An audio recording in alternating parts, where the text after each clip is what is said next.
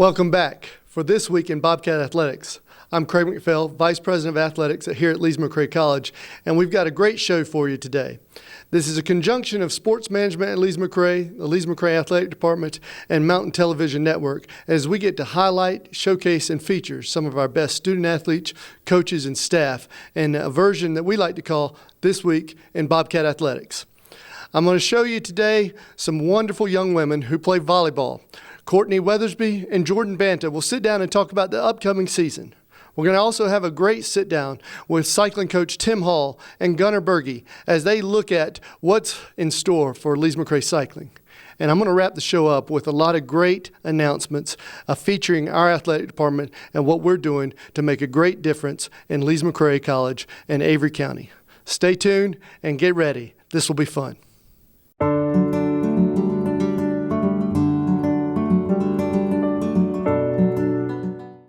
Welcome to This Week in Bobcat Athletics. I'm Justin Perillo. I'm a student cyclist here at Lees-McRae College, and I'm here with Coach Tim Hall of the Lees-McRae cycling team. Thanks, Tim, for joining us today. My pleasure, Justin. So the Bobcats return this season with a lot of new faces. How many new riders did you guys get this year? We've got 15, and they're from all over the country. So a lot of fresh faces, a lot of new blood, and we're excited to have all the new folks here. So you had a really successful preseason and last season and stuff, and your mountain bike season starts at Georgia Tech this weekend. What are your thoughts about the preseason that you've seen so far? Very excited because everyone is enthusiastic, has great attitudes, very much looking forward to competing for the first time, and just getting into the rhythm of the season. The first few weeks, we had a week-long team camp before classes started, and that allowed, especially with so many new faces, for everybody to come together, spend some time together, and get to know one another, building some team camaraderie and togetherness so that when we do travel, we feel comfortable with one another. So, this weekend is going to be big for us, just to gauge everyone's fitness and strength, see where they're at, and then we can move forward from there. We'll know exactly what we need to work on. Cool. And so a little bit about you, Tim. Your background, you went to Cumberland University, you played a little bit of college baseball, and you went on to play pro. But you also coached cycling at Cumberland University from 2005 until 2013 when you came here. What kind of experience did you bring over here that helps you here at Lees-McRae? Well, I was there for 8 years, so you get to experience a lot in that amount of time. And it was just a small version of everything that I'm doing here. Everything's bigger here. Budget's bigger, team is bigger, landscape is bigger, different. But it helped me to really sharpen my own skills as a coach, to know all the little intricate details of what it takes to recruit, to build a team, to work on culture, focus on athlete development, and just was able to take that here and multiply it on a much bigger scale. So, yeah. And so with the previous success and the successes that we saw last year, you guys podiumed at Mountain Bike Nationals. What are some of the challenges of keeping that momentum going with this upcoming season? Well, we can coach all we want all day long, but in the end, it boils down to how hungry our athletes are. Are they hungry? Do they have something to prove? Which they all do, but in the end, it's going to be up to them to work hard, put in the training, and then go out there and execute come race day. Competition's getting stronger and deeper. More teams are going to be at the Division I level this coming season, but in the end, it's just a matter of just having athletes willing to work hard and go out and compete at their very best every week, and so just whatever happens out on course or on the road, that's what's going to determine our success. So. And speaking of athlete success, we have a former rider of yours, former Lees-McRae Bobcat, Allie Stalker, is getting inducted into the Hall of Fame this year here at Lees-McRae. How does that make you feel as a coach, and what does it mean for the sport of cycling? Well, I did not coach Allie, but I've known her ever since she was a freshman at Lees-McRae. I coached against her while I was at Cumberland. My personal feeling is, the more we can stack the Hall of Fame with cyclists, the better. And that's what I like to see, and we certainly have a few more, I believe, that are worthy of that distinction. But Allie's a special person. She was unique while she was here. coaching against her, I can tell you she stood out from the very beginning because she was the type of person that was very aggressive. She just attacked. She never gave up. So her persistence that I saw during her college years has continued to shine professionally. She's raced professionally on the road and also in the mountain bike and cyclocross.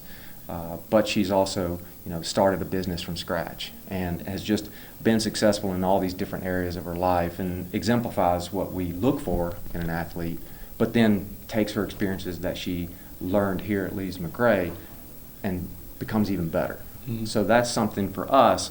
We can showcase her, we can applaud her and recognize her, and it gives us especially a chance as a female cyclist to showcase to other female cyclists who are young juniors to say, you know what, here's a fine example of who you can become, but this is what it's going to take to get there. Mm-hmm. And I think the last question I have for you is, you just bought a house here recently in Banner Oak, right up on the mountain. So how do you like living here and how do you like working here at Lees-McRae? I think that's the best definition of how do I like it is I bought a house on Beach Mountain. So I'm committed. I love it. Mm-hmm. When I first took the job, that was my biggest concern is how would I adjust to living in the mountains and enduring the winters that are here. But I quickly just fell in love with the trees, the mountains, the landscape, the people. Just the level of stress just goes way down compared to living in a city like Nashville. But I love it here. And, if you love the outdoors and you like being around people who love to be active and be outdoors, then this is the perfect place. And I didn't know that before I came. And I quickly learned it. And so I'm very thankful to be here. And I really honestly can't imagine being anywhere else. Well, thank you for taking some time and talking with us today, Tim. We're looking forward to this season at Lees-McRae. All right, my pleasure.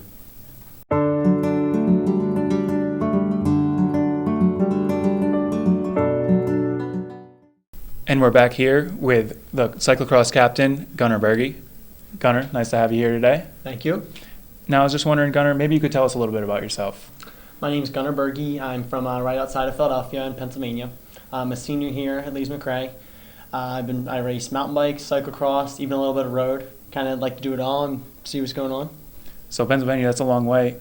Can you tell us why maybe you chose Lees-McRae? The coach before Tim actually reached out to me, and I came down and checked it out, and I just couldn't get over the mountains. I'm a big skier, and I like hiking and all sorts of outdoor activities, so it's a pretty nice fit down here. It works out really great for any mountain activities and outdoors. I was just wondering, maybe you could tell us about this upcoming season, how your preseason's gone. What are your thoughts? I think this preseason's good. We got a lot of new faces in the team. Some fast freshmen come in. That's always a good thing. In September 12th and 13th, we have our home race, which is on campus. We'll have dual slalom, cross country, short track, and downhill. So we're going to have a really big showing. This will be the first big event of our conference, and I'm looking forward to getting out and see how everyone stacks up. I definitely think we're all looking forward to that home race. I know I'll be there. I hope everyone else can make it out there too. What are some of the things you're taking from your last season and putting it towards this one? I think the biggest thing that we have after last season is we got some experience. We got some riders that maybe hadn't competed on the national scene, and now they've gone to their first national championship. They've realized how big the events are, the caliber of racing, what the difference between a small local race and national championship's huge. So getting one under your belt before going on the second one and hoping to do better that's a really big factor. It is. And Gunnar, you have a really long season. You have mountain bike followed right by cyclocross. What are some things that you do to keep yourself going through this? It's tough. I think you really need to know when you need to take a little break. You can't be fast all year round. So if that means sitting out a race, taking a week off, I think you need to know yourself and know when you have to do that. And as a team, we do it. We do that. Very important. Very important. And so what are some things on your calendar, whether that's either the mountain bike or the upcoming cross season? What are the things other than the home race, because we're all going to be there for that? What are some things you have circled?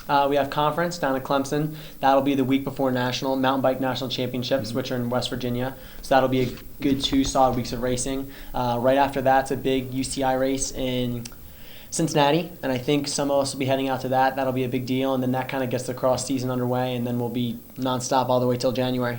It's a very long season. Hopefully we'll see some results from all of us in there. So this is your senior year here at Lees-McRae, and what can you say about the past 3 years? What are you looking forward to this last year? It's been a great experience. As a team, we've had good results. I've got one more shot to help the team make a difference, and I really like to do that. So I'm looking forward to my last couple national championships for the team, and I'm excited. Well, thanks a lot for coming out, Connor. It was good talking to you. Stay tuned for more this week in Bobcat Athletics.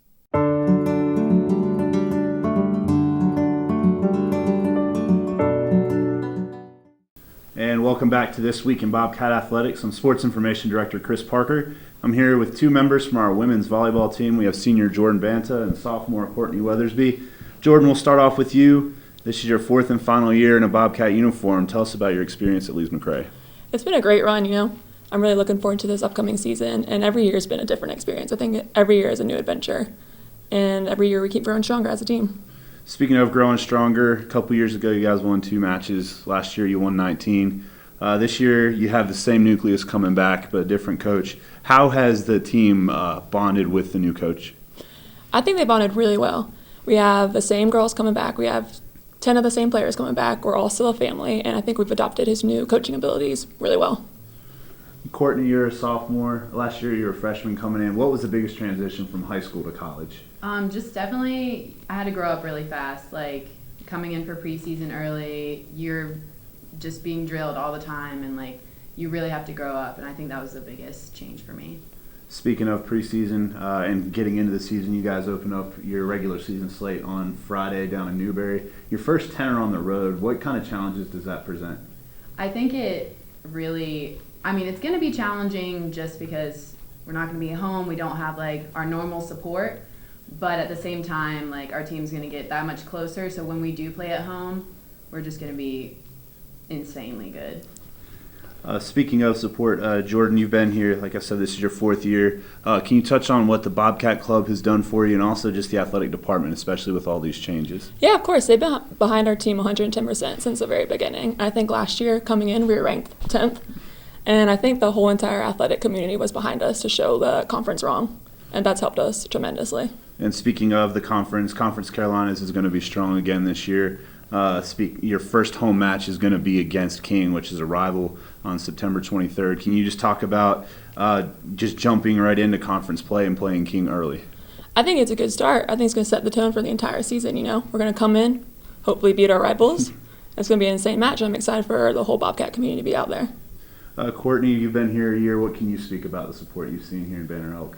It's awesome. Like, all the athletes are a family, and it makes it that much easier to like play together and like have that support. Like, I don't know, every single team comes out to a volleyball match, and like, we go to all the basketball games, we go to the soccer games.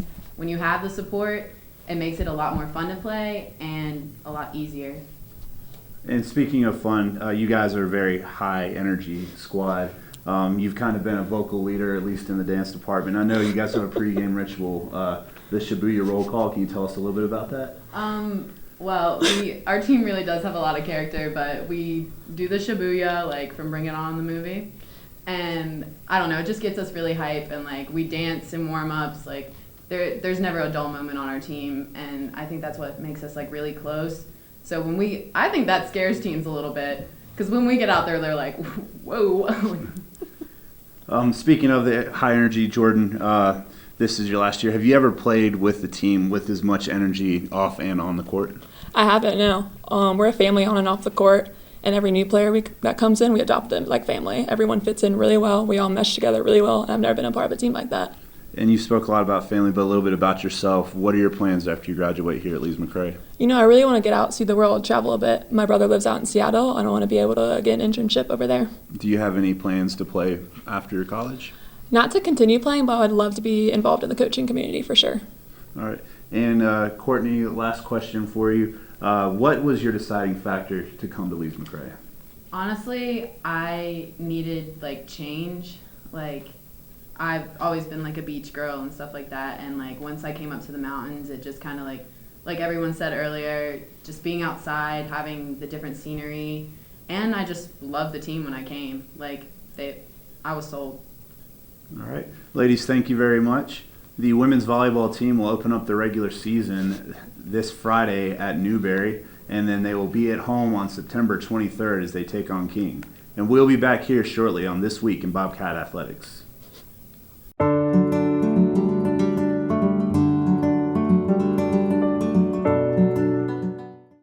And welcome back.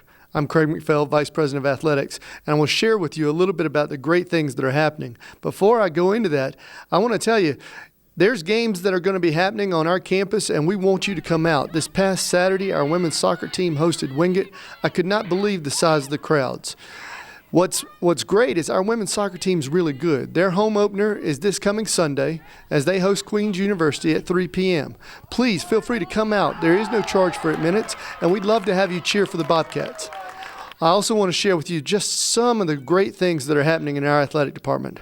As you saw, our cycling coach and Justin and Gunner, we're in a partnership right now that no other college cycling team's a part of, Ride for Reading, where our student athletes are going to take bikes to the unhealthy and the illiterate in our areas to help promote exercise, activity, and reading. And in this fashion, we're going to get to be in the communities that we ride our bikes on and share the roads with. And I'm really looking forward to this partnership as we become more and more ingrained in the Avery County community.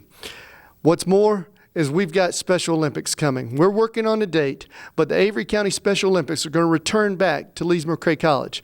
We had such an incredible time when we hosted the regionals last spring. This time around, we're going to have bocce night. It's a great thing with our friends from Yellow Mountain. We're going to also have the Avery County Games. It's a great opportunity to come see these people in action as they train really hard to make a difference. And we get to give back with our own God-given talents that we've been given. I'm going to tell you, I'm most excited about our upcoming Hall of Fame. We are excited to have the nominees of Sheila Moffett-Fabry, Allie Stalker, and Troy Brown. And just a little bit about each one. Sheila was part of a women's soccer team when there really wasn't many women's soccer teams. And she was on a dynamic team that had a lot of wins. Allie Stalker, we've talked a little bit about Allie. Allie was an intense, fierce competitor, a wonderful young woman who is now the CEO of a company called Allie's Bars, which soon will take over Power Bars, in my opinion. And then third is Troy Brown, 15-year veteran with the New England Patriots. He's won 3 Super Bowl rings. He's in the College Football Hall of Fame, and he's in the New England Patriots Hall of Fame.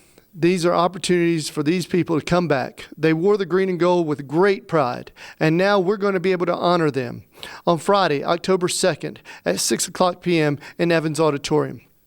What's great about that weekend, it's homecoming weekend. So a lot of the past letter winners from the green and gold will come back. Bobcat Nation will be super strong.